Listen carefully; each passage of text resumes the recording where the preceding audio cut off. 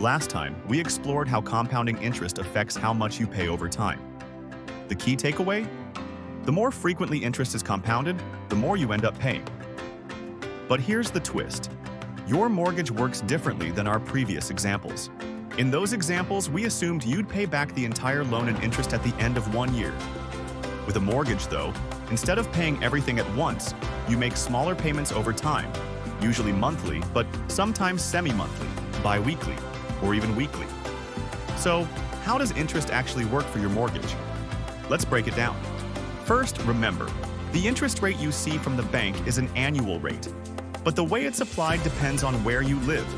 In Canada, it's compounded semi-annually, twice a year. In the United States, mortgage interest is compounded monthly. Now, looking back in our previous examples, after borrowing $10,000 at a 24% annual interest rate, compounded semi-annually, you'd owe $12,544 by the end of the year, meaning the effective annual interest rate was actually 25.44%, $2,544 of interest divided by the $10,000 originally borrowed. If we switch to monthly compounding, the effective annual interest rate jumps to 26.82%. Here is the formula for calculating the effective annual interest rate. For mortgages, the stated annual interest rate is what your bank provides, while the compounding period is typically 2 for semi-annual compounding and 12 for monthly compounding. Unlike simple loans, where interest accumulates over time, mortgages work differently. With each payment, your mortgage balance decreases, reducing the interest charged for the next period. But here's the key.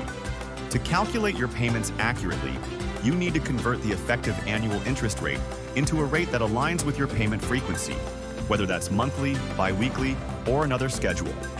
Let's say you're in Canada, taking out a $400,000 mortgage at a 5% stated annual interest rate. Because mortgages in Canada compound semi-annually, the effective annual interest rate is actually 5.0625%.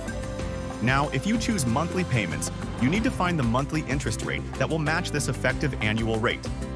Basically, you need to find the monthly interest that if you apply it 12 times a year, having the same effect as applying the effective annual rate just once at the end of the year. For our example, the monthly interest rate is 0.4124%. That means in your first month, you'd owe about $1,650.